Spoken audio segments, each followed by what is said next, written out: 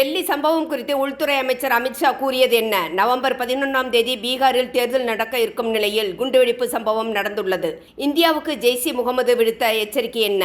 India பதிலடி கொடுக்குமா? பார்க்கலாம் இந்த வீடியோவில். டெல்லி செங்கோட்டை சிக்னல் அருகே நவம்பர் 10ஆம் தேதி நடந்திருக்கும் வெடி சம்பவம் அதிர்ச்சியை ஏற்படுத்தியுள்ளது. ஜிகாதிகளின் நடவடிக்கைக்கு பதிலடி கொடுக்க வேண்டும் என்று பரவலான கருத்துக்கள் எழுந்துள்ளன. எந்தவிதமான நடவடிக்கையாக இருந்தாலும் போராக கருதப்படும், பதிலடி கொடுக்கப்படும் என்று பிரதமர் மோடி அறிவித்திருந்தார். டெல்லி வெடிவிபத்தில் ஜெய்ஷ் முகமது ஈடுபட்டு இருக்கலாம் என்று முன்னாள் ராணுவ மேஜர் ஜெனரல் பக்ஷி தெரிவித்திருக்கிறார். மிகவும் தீவிரமாக குண்டுவெடிப்பு செய்யப்பட்டுள்ளது. அமோனியம் நைட்ரேட் இருப்பதாக கூறப்படுகிறது. வெடித்த வேகத்தில் 200 மீட்டர் அகலத்திற்கு சேதம் ஏற்பட்டுள்ளது. இதற்கு பாகிஸ்தான் தான் காரணம் என்று புவிசார் வல்லுநர்கள் கூறி வருகின்றனர். அல்-கொய்தா, ISIS போன்ற பயங்கரவாத அமைப்புகள் பாகிஸ்தானால் ஊக்குவிக்கப்படுகிறது. நவம்பர் 10ஆம் தேதி நாட்டின் பல்வேறு இடங்களில் இருந்து 350 கிலோ RDX 12 சூட்கேஸ்களில் அமோனியம் நைட்ரேட் டெட்டனேட்டர்கள் பறிமுதல் செய்யப்பட்டுள்ளது. பாகிஸ்தானின் பதிவு இருப்பதாக கூறப்படுகிறது. 2 பயங்கரவாதிகள் டெல்லியில் கைது செய்யப்பட்டிருக்கின்றனர். ஒயிட் பெட்ரோல் CNG கார் பயன்படுத்தப்பட்டுள்ளது. இந்த கார் 2014இல் பதிவு செய்யப்பட்டு இருப்பது தெரிய வந்துள்ளது. காரின் ஓனராக முதலில் இருந்தவர் முகமது சல்மான். தற்போது காரின் உரிமையாளராக இருப்பவர் ஃபரிதாபாத்தை சேர்ந்தவர் என்றும் அவர் கைது செய்யப்பட்டு இருப்பதாகவும் தகவல்கள் தெரிவிக்கின்றன. டெல்லியில் சம்பவம் நடந்த இடத்தில் இருந்து துப்பாக்கி பயன்படுத்தப்படும் புல்லட் பறிமுதல் செய்யப்பட்டிருப்பது தெரிய வந்துள்ளது. இந்த சம்பவம் குறித்து பிரதமர் மோடி உள்துறை அமைச்சர் அமித்ஷாவுடன் பேசி உடனடியாக கடுமையான நடவடிக்கைகளை எடுக்குமாறு உத்தரவு பிறப்பித்திருக்கிறார். இந்த சம்பவம் குறித்து ANI செய்தி நிறுவனத்துக்கு உள்துறை அமைச்சர் அமித்ஷா பேட்டியளித்திருந்தார். அதில் சுமார் 7 மணி அளவில் செங்கோட்டை அருகே உள்ள சுபாஷ் மார்க் சாலையில் உள்ள போக்குவரத்து சிக்னல் அருகே நிறுத்தப்பட்டிருந்த ஹூண்டாய் i20 காரில் வெடிப்பு ஏற்பட்டுள்ளது. இந்த வெடிப்பில் பலர் காயமடைந்தனர், சிலர் உயிரிழந்து இருக்கலாம் என்றும் தொடக்க தகவல்கள் தெரிவிக்கின்றன. அருகில் இருந்த வாகனங்கள் சேதமடைந்தன. டெல்லி குற்றப்பிரிவு மற்றும் சிறப்பு பிரிவு அதிகாரிகள் சம்பவம் நடந்த 10 நிமிடங்களுக்குள் சம்பவ இடத்திற்கு வந்தனர். தேசிய பாதுகாப்பு படை, தேசிய புலனாய்வு அமைப்பு மற்றும் தடயவியல் குழுக்கள் விசாரணையை தொடங்கியுள்ளன. அருகிலுள்ள அனைத்து CCTV கேமராக்களும் பரிசோதிக்கப்பட்டு வருகின்றன. டெல்லி காவல் ஆணையர் மற்றும் சிறப்பு பிரிவு பொறுப்பாளர் சம்பவ இடத்தில் உள்ளனர். வெடிப்பின் காரணத்தை அறிய அனைத்து வாய்ப்புகளும் ஆராயப்பட்டு வருகின்றன. உறுதியான தகவல்கள் கிடைத்தவுடன் அதிகாரப்பூர்வமாக பொதுமக்களுக்கு அறிவிக்கப்படும் என்று தெரிவித்தார். பேட்டி அளித்தவுடன் சம்பவ இடத்திற்கும் காயமடைந்து சிகிச்சை பெற்று வருபவர்களையும் சந்தித்து ஆறுதல் கூறினார் அமித்ஷா. இந்தியாவுக்கு அண்டை நாடுகளில் இருந்து பயங்கரவாத தாக்குதல் எச்சரிக்கை இருந்து கொண்டே இருக்கிறது. மத்திய அரசும் எல்லைகளில் கடுமையான நடவடிக்கைகளை எடுத்து வருகிறது.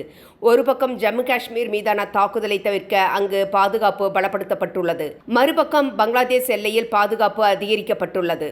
ராணுவ கேரிசன்கள் அமைக்கப்பட்டு போர் பயிற்சிகள் நடந்து வருகிறது. மேற்கில் குஜராத் முதல் வடக்கில் லடாக் வரை போர் பயிற்சி நடந்து வருகிறது. எந்தவித அசம்பாவித சம்பவங்கள் நடந்தாலும் அதற்கு சரியான பதிலடி கொடுக்கப்படும் என்று டெல்லி எச்சரித்திருந்தது. இதனால் வரும் நாட்கள் மிகவும் கடினமாக இருக்கும் என்று எதிர்பார்க்கப்படுகிறது. பங்களாதேஷ் அரசுக்கு முழுக்க பாகிஸ்தான் துருக்கி நிதி உதவி மற்றும் ஆயுதங்களை சப்ளை செய்து வருகிறது.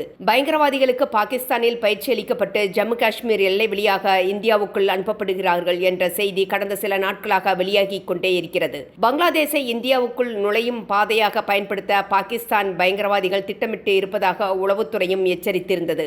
இந்த நிலையில்தான் குஜராத்தில் இருந்து பயங்கரவாதிகள் என சந்தேகிக்கப்படும் நபர்கள் கைது செய்யப்பட்டுள்ளனர். இவர்கள் அனைவரும் கல்வியாளர்கள், மருத்துவர்கள், தொழில்நுட்ப நிபுணர்கள் என்று தெரியவந்துள்ளது. பெண் மருத்துவர் ஒருவரும் கைது செய்யப்பட்டு இருக்கிறார். அவரது காரில் இருந்து பயங்கர ஆயுதங்கள் பறிமுதல் செய்யப்பட்டுள்ளன.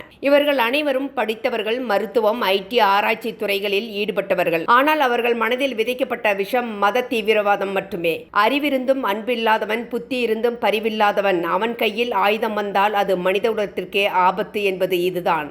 இந்திய பாதுகாப்பு படைகள் முழு எச்சரிக்கையுடன் செயல்பட்டு வருகின்றன. காரணம், பாகிஸ்தானை தளமாக கொண்ட பயங்கரவாதிகள், குறிப்பாக லஷ்கர்-இ-தொய்பா நிறுவனர் மற்றும் உலகளவில் தடை செய்யப்பட்ட பயங்கரவாதி ஹபீஸ் சயீத் தலைமையில் இந்தியாவுக்கு எதிராக ஒரு புதிய கதவை திறக்க பங்களாதேஷை பயன்படுத்த திட்டமிட்டு இருப்பதாக புதிய உளவுத்துறை தகவல்கள் கூறுகின்றன.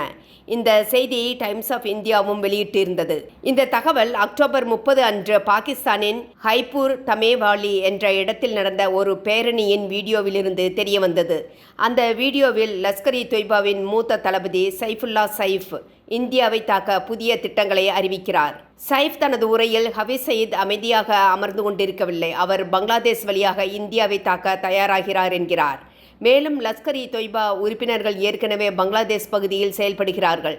ஆபரேஷன் சிந்தூருக்கு பதிலடி கொடுக்க தயாராக உள்ளனர் என்றும் தெரிவித்துள்ளான்.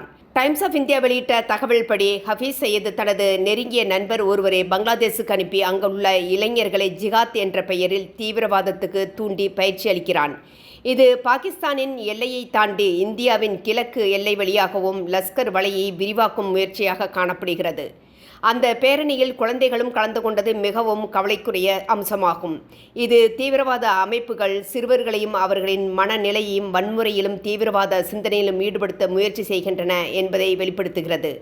இந்த வீடியோ எச்சரிக்கைக்கு பின்னர் இந்திய உளவு மற்றும் பாதுகாப்பு அமைப்புகள் பங்களாதேஷ் எல்லைப்பகுதியில் பாதுகாப்பை வலுப்படுத்தி தீவிரவாதிகள் அங்கு நுழையாமல் தடுக்க நடவடிக்கைகள் எடுத்து வருகின்றன. தனது உரையில் சைஃபுல்லா சைஃப் பாகிஸ்தான் இராணுவத்தை புகழ்ந்து பேசியிருக்கிறார். மேலும் சர்வதேச உறவுகள் மாறி வருவதாகவும் கூறி, இப்போது அமெரிக்கா எங்களுடன் இருக்கிறது, பங்களாதேஷும் மீண்டும் பாகிஸ்தானுக்கு நெருக்கமாகி வருகிறது என்கிறான் சைஃப். லஷ்கர்-இ-தொய்பா பங்களாதேஷ் வழியாக புதிய பயங்கரவாத தளம் ஒன்றை உருவாக்கும் திட்டத்தை மீண்டும் உறுதிப்படுத்தும் வகையில் அமைந்துள்ளது. இந்த வெடிப்பு சம்பவத்துக்கு பின்னர் டெல்லி மற்றும் சுற்றுப்புறங்களில் பாதுகாப்பு வலுப்படுத்தப்பட்டுள்ளது. முக்கிய இடங்களில் வாகன சோதனைகள் தீவிரப்படுத்தப்பட்டுள்ளன என்று போலீஸ் வட்டாரங்கள் தெரிவித்துள்ளன. டெல்லியில் குண்டுவெடிப்பு சம்பவம் நடந்திருக்கும் நிலையில் பாகிஸ்தானின் இராணுவ தளமான ராவல்பிண்டியில் உயர்மட்ட கூட்டம் நடந்து வருவதாக தகவல்கள் வெளியாகி இருக்கின்றன. இந்தியா பங்களாதேஷ் எல்லைப்பகுதியில் சட்டவிரோத ஆயுதங்கள் மற்றும் வெடிகுண்டுகள் கடத்தல் நடைபெறும் அபாயம் அதிகமாகி வருகிறது. அந்த எல்லை வழியாக கை தயாரிப்பு வெடிகுண்டுகள் மற்றும் சிறிய அளவிலான ஆயுதங்கள் அடிக்கடி கடத்தப்படுகின்றன. இவை பெரும்பாலும் உள்ளூர் அரசியல் விரோதங்கள் மற்றும் வன்முறை சம்பவங்களில் ஆயுதங்களாக பயன்படுத்தப்படுகின்றன. நவம்பர் 11ஆம் தேதி பீகார் சட்டசபை தேர்தல் நடைபெற இருக்கும் நிலையில் நடந்திருக்கும் இந்த வெடி விபத்து அச்சத்தை ஏற்படுத்தியுள்ளது. நண்பர்களே, உங்களது கருத்துக்களை எங்களுடன் பகிரவும். உங்களது ஆதரவு எங்களுக்கு மிகப்பெரிய ஊக்கமாக இருக்கும். நன்றி.